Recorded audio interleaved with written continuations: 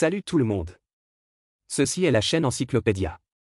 Le livre que nous lirons dans cet épisode est le livre classique Liar's Poker, se relever à travers les décombres de Wall Street. Il raconte les événements passés du marché obligataire à Wall Street dans les années 1980 et reflète la façon dont Wall Street était dans une époque de haut et de bas. Développement. L'auteur, Michael Lewis, est un auteur américain à succès. Il a travaillé comme négociant en obligations chez Salomon Brothers, une banque d'investissement chevronnée de Wall Street, et est un témoin personnel de cette histoire.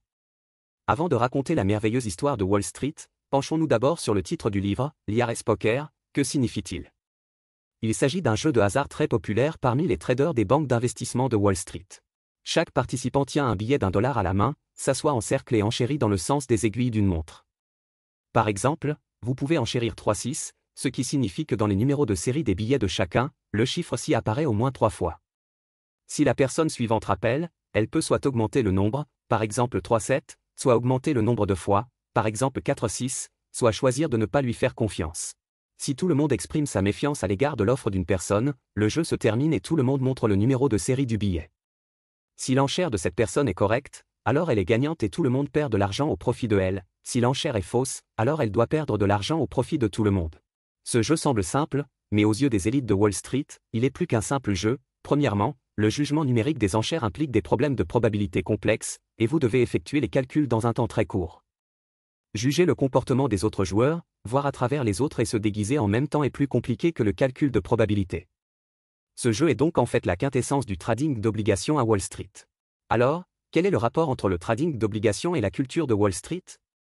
Des années 1970 aux années 1980, la chose la plus excitante et la plus animée à Wall Street était le marché obligataire.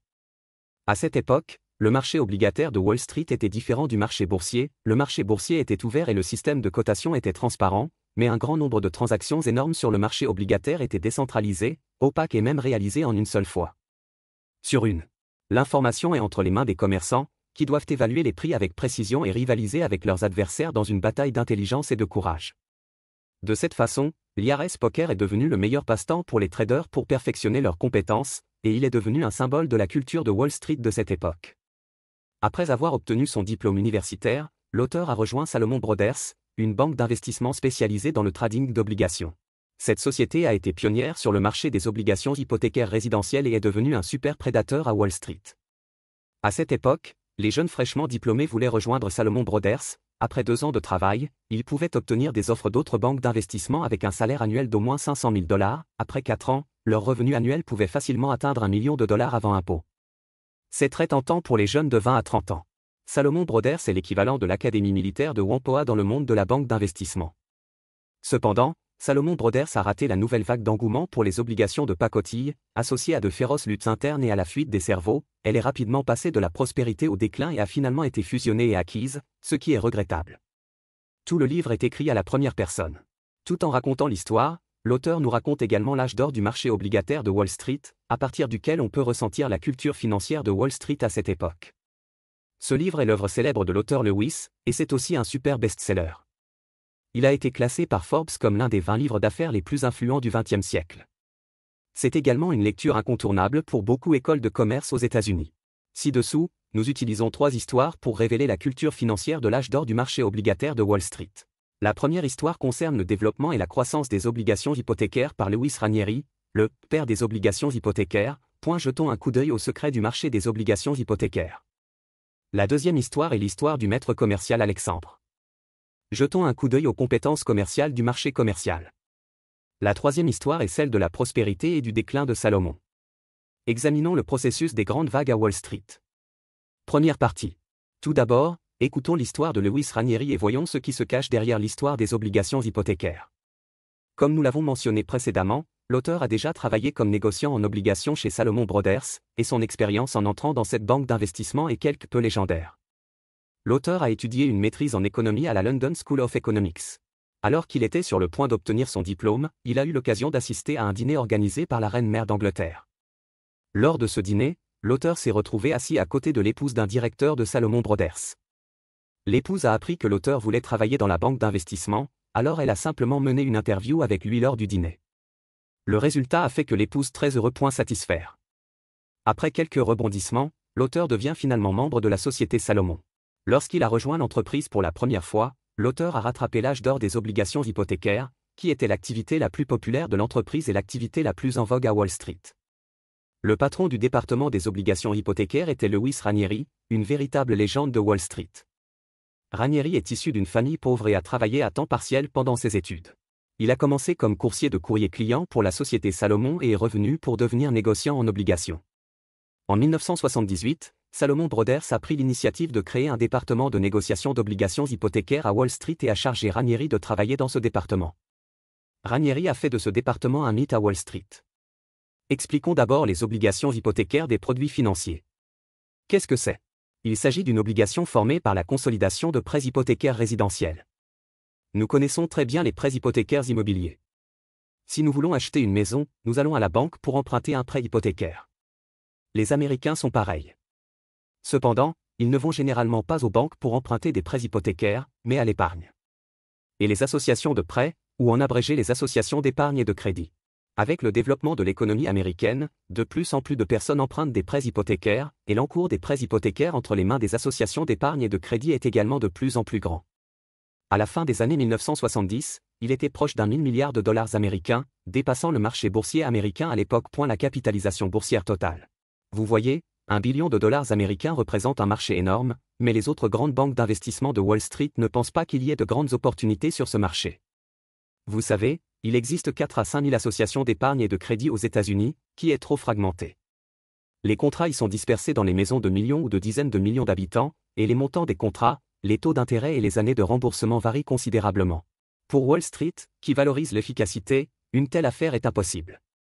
Toutefois, Salomon estime que les prêts hypothécaires présentant des caractéristiques similaires peuvent être regroupés en un seul produit financier.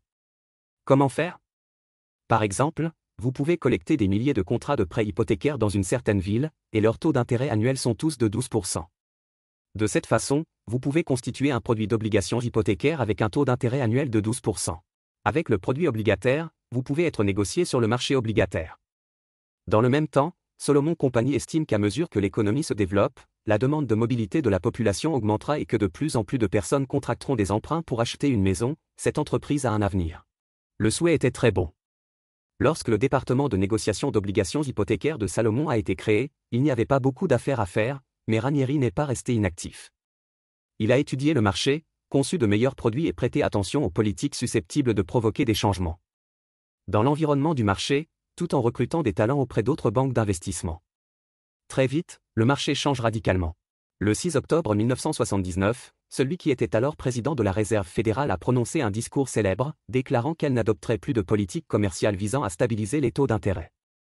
Par la suite, les taux d'intérêt à court terme sur le marché ont soudainement augmenté, mais les taux d'intérêt à long terme sont restés relativement bas.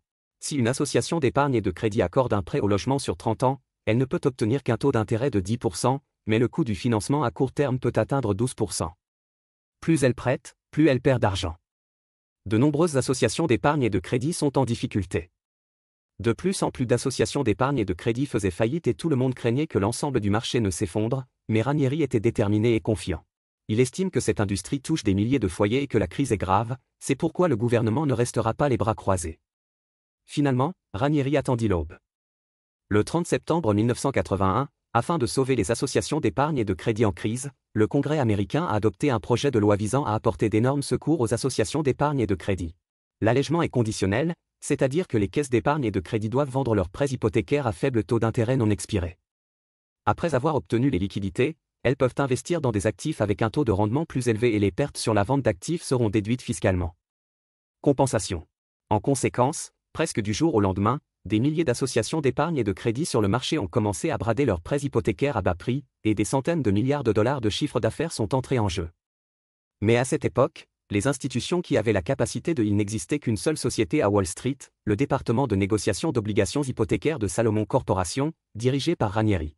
Ils sont rapidement devenus les maîtres du marché, avec toutes les informations sur le marché et les prix entre leurs mains. Comme nous l'avons déjà dit, le trading d'obligations est opaque et les informations sont entre les mains des traders. Lorsque les traders mobilisent leurs clients pour acheter et vendre des obligations, leur première considération n'est pas l'intérêt des clients, mais celui de l'entreprise. Par exemple, une minute, ils ont acheté un produit d'obligation hypothécaire d'une valeur de 100 millions de dollars auprès d'une association d'épargne et de crédit avec une remise de 80%, et la minute suivante, ils pourraient le revendre avec une remise de 81%, le vendre à une autre association d'épargne et de crédit. Ou une autre banque d'investissement, et vous pouvez gagner $1 million en 1 minute. Dans ce processus, les traders ne se soucient pas de savoir si l'obligation augmentera ou diminuera après la vente. Si quelqu'un remet en question cette irresponsabilité envers les clients, les commerçants demanderont « Pour qui travaillez-vous ?» L'implication est que l'entreprise vous verse des salaires et des primes, alors taisez-vous. L'auteur estime que si vous ne chérissez pas les ressources des clients, vous détruirez définitivement votre entreprise et, en fin de compte, il n'y aura pas d'investisseurs et les banques d'investissement ne pourront pas gagner d'argent. Mais le président de l'entreprise a dit quelque chose, les clients n'ont pas toujours la mémoire longue, ce qui explique dans une certaine mesure ce problème. Vous voyez, c'était la principale banque d'investissement de Wall Street, et c'était ainsi qu'elle traitait ses clients à l'époque. Au cours du processus de transaction, Ranieri et ses traders, d'une part, ont calculé l'atout de l'adversaire et, d'autre part, ont affronté l'adversaire avec intelligence lors de l'établissement des cotations. Ce sentiment vous semble-t-il familier? Oui, n'est-ce pas ce que l'on ressent en jouant à l'IRS Poker? Ainsi, pendant ce temps, Ranieri et ses commerçants jouaient à ce jeu pour se divertir pendant leur temps libre à la fermeture du marché et devenaient à la fois maîtres de l'argent et maîtres du jeu. Combien d'argent ont-ils gagné? En 1982, la division des obligations hypothécaires a gagné $150 millions et en 1983, $200 millions. La taille de ce marché a rapidement dépassé la barre des $100 milliards américains.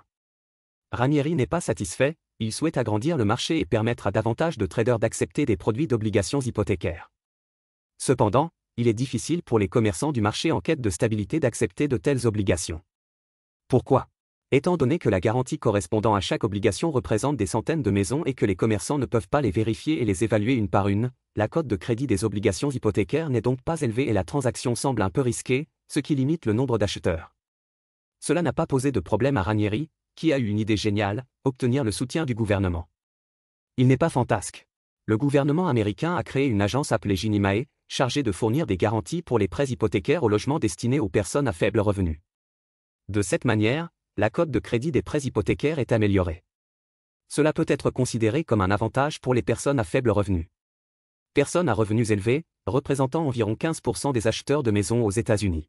Ranieri a une idée ambitieuse, il veut étendre la couverture des garanties gouvernementales à tous les prêts hypothécaires résidentiels, de manière à résoudre complètement le problème du crédit des obligations hypothécaires. Cette fois, Ranieri n'a pas eu de politique passive. Il a utilisé diverses ressources pour faire pression à plusieurs reprises sur le gouvernement. Finalement, le gouvernement américain a été convaincu et a créé 2 nouvelles agences pour fournir des garanties pour les prêts hypothécaires qui n'étaient pas éligibles à Ginnie Mae. La grande majorité des prêts hypothécaires ont été convertis en obligations garanties par l'État, et le marché des obligations hypothécaires est devenu de plus en plus vaste. Ces 2 nouvelles institutions ont été les déclencheurs de la crise des prêts hypothécaires à risque de 2008, Freddie Mac et Fannie Mae. Avec l'aide de Freddie Mac et Fannie Mae, Ranieri a transformé le marché des obligations hypothécaires en l'un des marchés financiers les plus importants et les plus actifs des États-Unis, et a également permis à Salomon de dominer Wall Street. Bien que Salomon ait ensuite prospéré et décliné, et que Ranieri ait malheureusement démissionné en 1987, en tant que « père des obligations hypothécaires », son nom est devenu une partie de l'histoire de Wall Street. La seconde partie. Après avoir raconté l'histoire de Ranieri, le « père des obligations hypothécaires », écoutons la deuxième histoire, l'histoire d'Alexandre, le maître du commerce. Jetons un coup d'œil aux compétences commerciales du marché commercial. Alexander était vendeur dans la succursale londonienne de Salomon. Selon la division du travail de Salomon, les vendeurs auraient dû être des assistants des commerçants, principalement chargés de traiter avec les clients et non d'effectuer directement des transactions. Cependant, Alexander s'est appuyé sur ses compétences et a obtenu l'approbation unanime de tous après seulement 2 ans dans l'entreprise. De nombreuses transactions importantes, et même de nombreux dirigeants d'entreprise écouteront les conseils d'Alexandre lorsqu'ils géreront leur compte personnel. Quel est le secret du métier d'Alexandre? À cette époque, après être entré dans la société Salomon, l'auteur de ce livre a été envoyé travailler dans la succursale de Londres. Heureusement, il a accepté les conseils d'Alexandre. Il a découvert les 2 secrets d'Alexandre pour devenir un maître du commerce. Simplement, l'une s'appelle « Aller contre tout le monde ». La seconde est « Réfléchissez à quelques pas de plus que tout le monde ». Laissez-moi d'abord parler du premier point, confronter tout le monde. Cette routine est également appelée méthode inverse chez les traders. Si tous les investisseurs font la même chose, Alexandre ira à l'encontre de tout le monde et fera le contraire. Cela semble facile, mais dans la pratique, rares sont ceux qui ne peuvent pas suivre la foule et rester fidèles à eux-mêmes. Pourquoi cela est-il ainsi? Alexander a découvert que cela est lié à la mentalité humaine du troupeau. Lorsque tout le monde se précipite pour acheter ou vendre, peu de gens sont disposés à être indépendants et aberrants, et peu de gens sont à l'abri de l'influence des autres. En même temps, Cela est lié au modèle d'incitation de nombreuses institutions financières. Si un trader opère de la même manière que la plupart des gens, même s'il perd de l'argent, ce sera facile à expliquer, car tout le monde le fait de cette façon, mais si un commerçant agit de manière indépendante, une fois qu'il y a ainsi vous perdez de l'argent, vous subirez plus de reproches et de pression. Pourquoi devriez-vous aller contre tout le monde? Par conséquent, la grande majorité des gens, y compris les gens intelligents de Wall Street, même s'ils conviennent dans leur cœur que la méthode inverse est raisonnable, ils ne peuvent pas le faire dans le cadre d'un trading réel. Parlons d'un cas classique d'Alexandre. Pendant un certain temps, Farm Credit a été au bord de la faillite, les investisseurs ont fui en panique et les prix des obligations ont chuté. Cependant, Alexander croyait fermement que Farm Credit Corporation, d'une valeur totale de 80 milliards de dollars, accordait des prêts aux agriculteurs américains. Une fois qu'elle ferait faillite, cela causerait de graves problèmes sociaux et politiques et le gouvernement ne resterait jamais les bras croisés. Il a acheté sans relâche des obligations d'entreprise à bas prix et a rapidement attendu que le gouvernement vienne à mon secours et ait gagné beaucoup d'argent. Parlons du deuxième point, réfléchissez un peu plus que tout le monde. Alexander a déclaré à l'auteur que s'il y avait une sorte de chaos majeur, comme un krach boursier ou une catastrophe naturelle, il ne fallait pas se limiter aux intérêts actuels et aux opérations d'investissement, mais également envisager les deuxième et troisième étapes. Pour donner un autre exemple, le 26 avril 1986, la centrale nucléaire de Tchernobyl, dans l'ex-Union soviétique, a explosé, provoquant une grave fuite nucléaire. À cette époque, la plupart des investisseurs se concentraient sur les sociétés d'énergie atomique et vendaient à la hâte des actions et des obligations. C'était la première pensée de la plupart des gens. Mais Alexandre n'était pas si simple et impoli. Quelques minutes après avoir appris la nouvelle, il avait déjà aidé ses clients à acheter des contrats à terme sur le pétrole brut. Il s'est rendu compte que la réduction de l'offre d'énergie atomique entraînerait directement une augmentation de la demande de sources d'énergie traditionnelles, à commencer par le pétrole brut. Lorsque de plus en plus de gens y ont pensé, le prix du pétrole brut a commencé à monter en flèche et Alexandre a fait fortune. C'est ce qu'on appelle la réflexion en deuxième étape. Si vous pensez que la pensée d'Alexandre n'atteint que ce niveau, vous vous trompez, il a également une troisième étape de réflexion. Après avoir terminé ses opérations pétrolières, il a commencé à acheter de grandes quantités de céréales américaines à terme sans s'arrêter. Quelle est la raison pour ça? Alexander s'est rendu compte qu'en plus des contraintes énergétiques, les gens s'inquiéteraient également des retombées radioactives contaminant les aliments européens, auquel cas le prix des aliments américains non contaminés augmenterait. De cette façon, là où personne ne s'y attendait, il a réalisé une autre bonne affaire qui a rapporté de l'argent. Bien sûr, un tel chaos majeur n'est pas courant dans la vie quotidienne, mais si vous êtes préparé à l'avance et développez vos capacités de réflexion, vous pourrez peut-être saisir l'opportunité de gagner beaucoup d'argent lorsque le chaos survient. C'était la technique de trading d'Alexandre, le plus grand maître du trading de la société Salomon à l'époque. Elle peut se résumer en deux phrases, l'une est d'aller contre tout le monde, et la seconde est de réfléchir quelques pas de plus que tout le monde. La troisième partie. Enfin, écoutons la troisième histoire, l'histoire de la prospérité et du déclin de Salomon, et voyons quelle illumination ce processus peut nous apporter. Comme nous l'avons dit précédemment, tirant parti des réalisations de Ranieri sur le marché des obligations hypothécaires, Salomon a dominé Wall Street dans les premières années des années 1980, éclipsant même les banques d'investissement établies telles que Goldman Sachs et Morgan Stanley. Le nombre d'employés de l'entreprise a augmenté de façon spectaculaire, passant de 2000 à 6000, et le nombre de titres détenus du jour au lendemain dans les comptes de l'entreprise dépasse les 80 milliards de dollars chaque jour. Le président de l'entreprise est même surnommé le « roi de Wall Street ». À cette époque, la salle des marchés de l'entreprise faisait un tiers de la taille d'un terrain de football, rempli de commerçants, et les espaces entre les tables n'étaient même pas assez grands pour que deux personnes puissent passer côte à côte. Lorsqu'une transaction est terminée, le haut-parleur sonne immédiatement, et un tel a rapporté beaucoup d'argent à l'entreprise. C'est une scène animée. Le département de négociation d'obligations hypothécaires de Ranieri était rempli d'une atmosphère joyeuse et fanatique. Ils ont créé des records de gourmandise sans précédent et certains commerçants ont pu avaler une petite pizza en une seule bouchée. Après avoir quitté le travail, ils montaient dans des hélicoptères et se rendaient au casino pour jouer toute la nuit. Ils revenaient à l'entreprise alors le lendemain et continuaient d'influencer le marché. Mais la période faste n'a pas duré longtemps et la société Salomon a rapidement commencé à décliner, sa part de marché s'est effondrée et son équipe de commerçants s'est également effondrée. Pourquoi y a-t-il un tel résultat? L'une des raisons est que, comme indiqué précédemment, le flux de talents à Wall Street est trop fréquent, les traders Salomon sont très populaires et se font débaucher un à un par les prix plus élevés proposés par d'autres banques d'investissement. Une autre raison est peut-être plus importante, dans le nouveau cycle d'innovation à Wall Street, ils sont devenus à la traîne. Le produit principal de ce cycle d'innovation est constitué par les obligations spéculatives. Les obligations de pacotille sont des obligations qui, selon les agences de notation, pourraient ne pas être remboursées du tout. Elles sont très risquées et ont rarement retenu l'attention. Cependant, le légendaire Michael Milken de Drexel & Company, une autre banque d'investissement de Wall Street, a découvert la valeur des obligations de pacotille. Après des recherches, Milken a conclu que le système de notation de crédit, qui repose principalement sur des données historiques, est défectueux et est susceptible de sous-estimer la valeur de l'entreprise et d'exagérer les risques. En fait, le risque de nombreuses obligations de pacotille n'est pas élevé et le prix est très faible. Lorsque la société émettrice d'obligations se sort du pétrin, ces obligations de pacotille achetées à bas prix peuvent générer d'énormes profits. Milken a découvert la valeur des obligations de pacotille, et non seulement il a investi lui-même avec audace, mais il a également réussi à inciter de plus en plus d'argent à investir dans ce nouveau marché avec de plus grands risques et de plus grandes récompenses. Des dizaines de milliards de dollars ont afflué et le marché des obligations de pacotille est devenu de plus en plus grand, volant lentement la vedette au marché des obligations hypothécaires. Il n'y a pas de secret à Wall Street, et bientôt les banques d'investissement les unes après les autres ont appris ce nouveau style de jeu. Prenons l'exemple de First Boston, rien qu'en 1987, l'entreprise a gagné 385 millions de dollars grâce à cette activité. De nombreuses banques d'investissement ont commencé à développer de nouvelles méthodes basées sur les obligations de pacotille, telles que les rachats par emprunt et les rachats par la direction. Mais à cette époque, Salomon a pris du retard, s'est accroché au secteur des obligations hypothécaires et a refusé de lâcher prise, refusant d'apprendre et de participer à de nouvelles activités. Et où va l'énergie de la haute direction de l'entreprise? Il est utilisé dans les compétitions de personnel et les luttes politiques au sein de l'entreprise. Au cours de la lutte, Ranieri, qui avait porté l'entreprise au sommet de la gloire, a été purgé, le président ne lui a parlé que 10 minutes et l'a expulsé. Après la conversation, Ranieri a voulu récupérer ses affaires personnelles dans l'entreprise, mais a été arrêté à la porte par l'agent de sécurité. Il a dû demander à sa secrétaire de les nettoyer, et il l'a fait sous la surveillance étroite de l'agent de sécurité. Vous voyez, à quel point Wall Street est cruel. Salomon elle-même n'a pas pu échapper à ce sort cruel, les affaires de l'ancien géant ont pris un tournant brutal, ses talents se sont rapidement épuisés et l'entreprise est devenue la cible d'attaques de rachat. En 1997, Salomon a été racheté par un groupe affilié à Citibank, et le nom est entré dans l'histoire de Wall Street. Bien entendu, l'auteur n'a pas travaillé aussi longtemps chez Salomon, il a quitté l'entreprise dès 1988. De nombreux Américains croient en l'argent.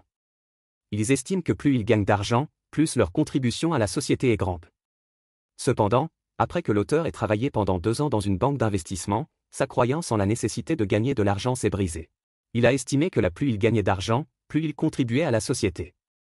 Il n'améliorait pas sa vie, alors il quitta définitivement Wall Street. Maintenant, passons en revue. Tout d'abord, nous avons raconté l'histoire de Ranieri, le père des obligations hypothécaires, et découvert les obligations hypothécaires en tant que produit. Ranieri a créé le marché des obligations hypothécaires, convaincu le gouvernement de fournir des garanties et développer le marché. Son histoire révèle les secrets du marché commercial de Wall Street, saisir la demande, concevoir des produits, innover en matière de gameplay, puis saisir les opportunités, en particulier celles liées au changement de politique, pour agrandir le marché. Et cette histoire est aussi une préquelle à la crise des prêts hypothécaires à risque de 2008. Deuxièmement, nous avons suivi le maître du trading Alexander et appris 2 secrets de trading à Wall Street. La première est d'aller à l'encontre de tout le monde et de ne pas suivre la tendance. La seconde est de réfléchir quelques étapes plus que tout le monde, de considérer la réaction en chaîne et de planifier à l'avance. Enfin, nous avons revisité l'histoire de l'ascension et de la chute du géant de Wall Street Salomon Corporation. Ils ont mené ce cycle d'innovation sur le marché des obligations hypothécaires, mais ont été conservateurs et à la traîne dans le nouveau cycle d'innovation sur le marché des obligations de pacotille, et ont été finalement éliminés par le marché. L'innovation est reine, les grosses vagues emportent le sable et seul l'argent ne s'arrête jamais, telle est la culture de Wall Street. Quel éclairage les histoires ci-dessus nous apportent-elles? À mon avis, 4 points peuvent être résumés. Premièrement, l'essence des transactions financières réside dans le fait que les acheteurs et les vendeurs portent des jugements incohérents sur le prix des produits financiers, ce qui crée une demande d'échange. Une fois que l'association d'épargne et de crédit a prêté des prêts au logement aux acheteurs de logements, ils doivent transformer les contrats de prêt entre leurs mains en espèces et élargir l'échelle des prêts, il y a donc un besoin de financement. Dans notre histoire, Salomon et Ranieri ont saisi ce besoin. Un produit d'obligation hypothécaire a été conçu, puis un marché commercial a été créé en utilisant les différences de compréhension entre les différents acteurs sur les prix des obligations, et d'énormes profits ont été obtenus grâce au processus de négociation. C'est le secret de l'IRS Poker, le secret qui a créé le mythe de la richesse sur le marché des obligations hypothécaires et le secret de Wall Street. Deuxièmement, Wall Street a réussi à maintenir son développement malgré les hauts et les bas du marché, en grande partie parce qu'elle accorde une attention particulière à la politique. Ces grandes banques d'investissement aux yeux perspicaces prêtent attention à divers facteurs qui peuvent affecter le marché. Même dans un pays comme les États-Unis qui prône une économie de marché libre, les facteurs politiques gouvernementaux affecteront sérieusement le marché de l'investissement. Dans notre article, la clé de Ranieri pour ouvrir le marché des obligations hypothécaires est de saisir les dividendes de la politique. La Réserve fédérale a abandonné le contrôle des taux d'intérêt, les taux d'intérêt à court terme sur le marché ont grimpé en flèche, les associations d'épargne et de crédit ont eu du mal à fonctionner et l'État a fourni des incitations fiscales pour encourager les associations d'épargne et de crédit à mettre en vente leurs prêts. Réaction en chaîne, le marché des obligations hypothécaires n'aurait pas décollé. Plus tard, Ranieri a fait pression sur le gouvernement pour qu'il fournisse des garanties de crédit pour les obligations hypothécaires, ce qui était un cas classique de recherche proactive de dividendes politiques. Troisièmement, l'innovation et la vie de Wall Street. Wall Street rassemble les esprits les plus intelligents et les cœurs les plus avides. La concurrence entre les banques d'investissement est extrêmement cruelle et le flux de talents évolue rapidement. Nous ne pouvons que continuer à innover financièrement, à concevoir davantage de produits et de gameplay, à saisir davantage de besoins de financement. Et attirer davantage de commerçants peuvent diriger le marché. Qu'il s'agisse de banques d'investissement établies ou de célébrités, ils pourraient bientôt être éliminés par le marché et oubliés de l'histoire. À Wall Street, le rythme de l'argent ne s'arrête jamais et ce n'est que par une innovation constante que nous pourrons suivre le rythme de l'argent et le rythme de Wall Street. Dans notre histoire, Salomon a réussi parce qu'il était à la pointe de l'innovation, et a décliné parce qu'il n'a pas réussi à suivre le rythme de l'innovation. Quatrièmement, l'innovation elle-même a deux faces. Par exemple, afin d'ouvrir le marché des obligations hypothécaires, Ranieri a fait pression sur le gouvernement américain pour qu'il crée Fannie Mae et Freddie Mac pour fournir des garanties gouvernementales aux obligations hypothécaires. C'était une énorme innovation, mais cette innovation a déjà jeté les bases du crise des prêts hypothécaires à risque de 2008. Il existe un danger caché. Parce que la manière dont ces deux institutions fournissent des garanties est de percevoir des frais de garantie. Plus les obligations sont mauvaises, plus les frais sont élevés. Une fois l'hypothèque remboursée, les frais de garantie de chacun servent à compenser, et le reste devient un profit. Ce type de jeu est généralement acceptable, mais lorsque l'économie fluctue à grande échelle et qu'un grand nombre de prêts hypothécaires font défaut en même temps, ces frais de garantie ne peuvent pas boucher le trou et les obligations deviennent des créances irrécouvrables. Détenir ces obligations. La liquidité sera serrée et les dominos tomberont les uns après les autres comme des dominos. C'est la vérité sur la crise des prêts hypothécaires à risque de 2008. Il n'est pas étonnant que tout le monde accuse Wall Street de semer les graines de la crise financière à travers sa soi-disant innovation financière, motivée par des intérêts en quête de profit. C'est la fin de ce programme, quelles sont vos différentes opinions à ce sujet? Bienvenue à laisser un message pour discuter avec tout le monde. Et, si vous aimez notre chaîne, abonnez-vous à nous. Ah, n'oubliez pas de l'aimer.